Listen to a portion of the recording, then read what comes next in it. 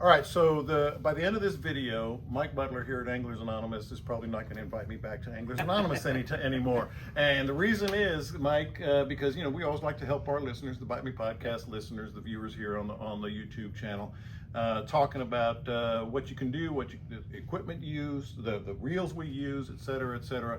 But I thought a good idea would be, a lot of things that when I'm on my boat, something happens with my reel, it just doesn't work. Yeah. And maybe I can fix it myself.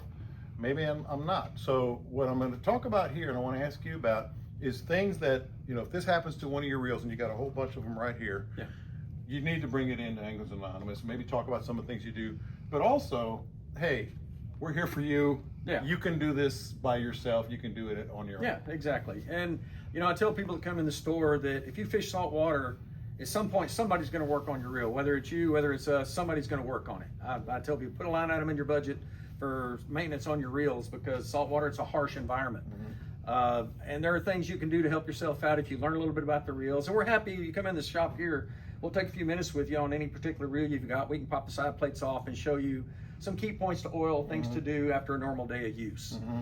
One of the things that happens the way we fish in Texas, it's real different. We wade fish more than anybody else. Mm-hmm. Our boats, to run shallow, they tend to be rough and wet. Mm-hmm. Our rods are sitting upright in a rod holder. They're getting spray on them, and that's going inside those reels. Yeah. So even if you're, we get a lot of guys come in, man, I take care of my stuff, I don't duck my stuff. Still, that salt water's getting in. Every time you cast and you reel in, you got that salt water coming in on the line. It's getting on the worm gear. It'll get around the edges of the spool. It's getting inside the reel, whether you realize it or not. And it wreaks havoc once it gets inside. Heck, even if they're just sitting out in the salt air. Exactly. If you leave your reels out, which I don't recommend, I don't think you would either. Yeah. But some people do for a couple of days. There's salt getting in there. Yep. So what are the things that bring it in? If this happens, bring your reel in. Well, if the reel starts to make a lot of noise, and generally the reel will tell you when something's wrong when you're casting. If it's screaming, typically that means a bearing is going bad. Mm-hmm.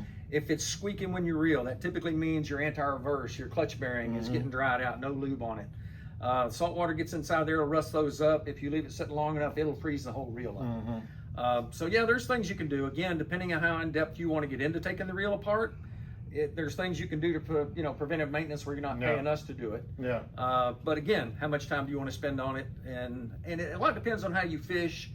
We recommend, one of the things we recommend here at the shop, don't leave your stuff in the garage. Rods, reels, lures, any of it. Find a room in the house, in the closet, that mama won't get mad at. But and why is climate that? control.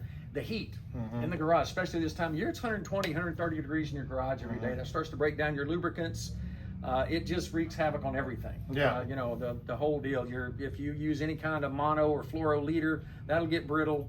But again, the heat over time, it just takes a toll on the equipment. The epoxies on your rods that the rods are put together with, it hurts those because they're expanding and contracting at a much greater degree if they're in that garage all the time. Now you mentioned preventive maintenance, and this is something that I used to do, frankly. I don't do it anymore. The old power wash on the reel. Yeah. Tell me why not to do that? It pushes everything further into the reel. I mean, generally there's not a lot that's going to get in your reel. Like I said, in saltwater over time, it's going to work its way in there. But power washing, you're pushing all the grit, the salt, and everything further into the reel. What I like to do is I use the same stuff I flush my motor with. I personally use a material called Salt's Gone. I'll put it in like an old Windex or a 409 bottle, spray bottle, mix it with some water. I'll spray my stuff down with that. We have a product here called Reel Wash. It's got some ammonia in it, some other things that break down the salt. But use them sparingly. You don't want a lot of moisture getting into the reel, even the good moisture, because it takes a toll. And like I said before, at some point, somebody's going to have to open up that reel and fix it if you're fishing in salt water. It's just a fact of life. The other thing is, in between trips, if you fish a lot, if you fish a little, a lot of people like to just spray some oils and lubricants on their reels. Yeah. What are the pros and cons, do's and don'ts of that? You want to use that Reel Magic. It's a good product. It's a very light lubricant. It'll dry out over time, but it knocks a lot of that stuff off. The oil gets into the cracks and crevices, creates a little bit of a barrier to keep that salt water and stuff from getting in between trips. Every trip, every other trip, you want to pop a side plate off, put a drop of oil on your bearings, your worm gear.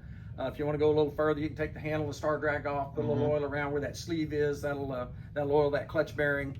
And again, we're happy to spend a few minutes with anybody that comes in the shop and give some tips and pointers and show them on their reel, a few things that we would do. Last thing, and maybe Chris, you can show some of these. These are some really good reels that I'm looking at right here. You got your Luz, you got a Shimano. I saw a Hundo. basically some of the best reels that people are buying, some good stuff. Correct. But they are here. One thing that it reminded me of, and we had this on our group page. Oh, they got, I won't say the name of the brand, but they got this new reel, one of these big brands, all right? And they said, this reel stinks. Yeah. It's just not doing well. I'm not casting further. It's breaking down or whatever. A lot of times that is user error, or at least maybe not user error, but they haven't educated themselves on how to get that reel going the right way. And some of these reels work a little differently. The brakes are a little more finicky, things of that nature. It's a matter of getting used to the reel, and it's just a matter again of becoming used to the reel. The braking systems, these reels are getting a lot more advanced. They're a combination of centrifugal and magnetic. They work really well when they're set right. Yeah. Sometimes it takes a little tweaking. Some reels take a little more tweaking to get to that sweet spot than others.